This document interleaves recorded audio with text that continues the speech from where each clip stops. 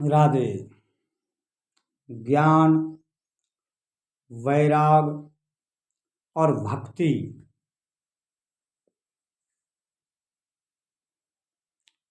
इनके बारे में जानते हैं। ज्ञान क्या है, भक्ति क्या है, वैराग क्या है, श्रीमद् भागवत के द्वारा समझते हैं।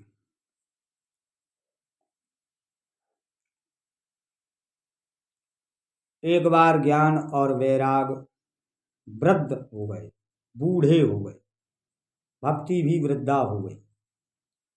वृंदावन आकर के भक्ति तरुण हो गई और ज्ञान वैराग वृद्ध रहे। क्या हुआ? वृंदावन व्याकुल पड़े, भक्ति ज्ञान वैराग। उसी समय आए वहाँ नारद मुनि बड़े भाग नारद मुनि पधारे। जब उन्होंने देखा कि भक्ति व्याकुल है, ज्ञान वैराग वृद्ध पड़े हुए हैं, तो बड़े उपाय किए, पर ज्ञान वैराग चेतना में नहीं आए। भक्ति व्याकुल है। व्यक्ति विचार करता है, प्राणी विचार करते कि मैं वैराग को प्राप्त हो जाऊं तो हरि को पा जाऊंगा, ज्ञान को प्राप्त हो जाऊं तो परमेश्वर को पा जाऊंगा, भक्ति को प्राप्त हो जाऊं तो परमेश्वर को पा जाऊंगा। पर यहाँ प्रसंग आया है कि वे स्वयं ही व्याकुल पड़े हैं। जब ज्ञान ही व्याकुल है, वृद्ध है, बूढ़ा है, और वैराग ही वृद्ध है, बूढ़ा है, तो इन्हें पाकर मैं उन्हें कैसे पा सकता हूँ, मैं गोविंद को कैसे पा सकता हूँ?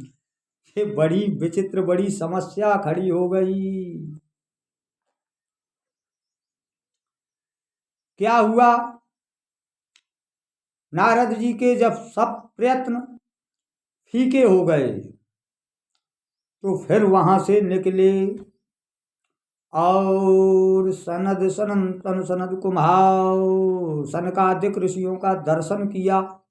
उनके दर्शन से कृतार्थ होकर मुनिराज फिर से ज्ञान वैराग के पास आए और उन्हें भगवत प्राप्ति करवाई, जिससे वो तरुण हो गए और भक्ति नाचने लगी। यह प्रसंग आया है। अब इसको समझना है। वैराग कहते हैं अलगाव को, राग कहते हैं लगाव को, ज्ञान कहते हैं जिसके द्वारा जाना जाए। तो ज्ञान मेरे पास है क्योंकि मैं कुछ ना कुछ तो जानता हूं, और जब कुछ जानने की मुझ में क्षमता है तो ज्ञान मेरे पास है। पर मैं क्या जानता हूं यह विषय अलग है। और वैराग भी मेरे पास है। मैंने यह वस्तु खानी छोड़ दी है, अमुक वस्तु का त्याग कर दिया है, अमुक वस्तु मुझे प्रिय लगती है, तो लगाव भी है और अलगाव भी है। मुझ में वैराग भी है और राग भी है। और भक्ति भी मेरे पास है। भक्ति कहते हैं किसी के अधीन हो जाने को, किसी की गुलामी करने को। जैसे कोई पितृ भक्त है, कोई मात भक्त है, कोई गुरु भक्त है, कोई माया भक्त है, कोई प्रकृति का भक्त है। जो जिसके अधीन है, जो जिसका गुलाम है, वो उसी का भक्त है। आज्ञा समन सुसायब सेवा। जो जिसकी आज्ञा का पालन करता है, जो जिसके वशीभूत रहता है, वो उसी का भक्त कहलाता है। इसलिए मैं किसी ना किसी का तो भक्त हूँ ही।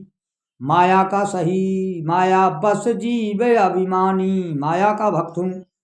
माया मुझे नचाती, मैं माया का गुलाम हूँ। माया का गुलाम गीदड़ तू क्या जाने बंदगी। संत जन कहते तू तो माया का गुलाम है, तू तो माया का भक्त है, तू बंदगी कैसे कर सकता है हरि की।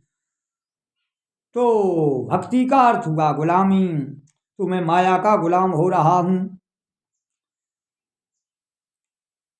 तो ये तीनों विशेषताएं मेरे पास हैं। ऐसे ये तीनों विशेषताएं बूढ़ी पड़ी हुई हैं, अचेत पड़ी हुई हैं। ये तीनों विशेषताएं मेरे ही अंदर अचेत पड़ी हुई हैं, वृद्ध पड़ी हुई हैं। जैसे वहां प्रसंग में वे अचेत पड़ी हुई हैं, वृद्ध पड़ी हुई हैं, शोक में पड़ी हुई हैं, ऐसे ही ये सब कुछ मेरे अंदर अचेत पड़े हुए हैं। भक्ति भी हो रही है माया की, लगाव भी है मेरा माया में, और ज्ञान भी है मुझे माया का। ये मेरे फलाने, ये ऐसे, वो वैसे, यह सरकार है, यह असरकार है, यह गांव है, यह नगर है, यह जाति है, यह कुजाति है, ये सारे ज्ञान हैं। तो मेरे पास ज्ञान भी है, वैराग भी है, लगाव भी है, भक्ति भी है, पर सब अचेत है, बूढ़े हो रहे हैं। अब ये तरुण कैसे हो सकते हैं, यही मात्र जानना है। पर प्रसंग बड़ा गूढ़ है और बड़ी देर में समझ में आता है। यहाँ समय का अभाव है, इसलिए थोड़े शब्दों में समझिए कि भगवत प्राप्त पुरुष का दर्शन नारद ने किया सनकादिकों का, जिससे नारद के ज्ञान वैराग पुष्ट हो गए। फिर उन्होंने आकर उन ज्ञान वैराग को पुष्ट किया, किससे? भगवत प्राप्त पुरुष के दर्शन से। भक्ति वृंदावन में तरुण हो गई थी बिहारी जी के समीप आने पर। तो जब मेरा लगाव हरि में होगा, तब माया से वैराग होकर हरि में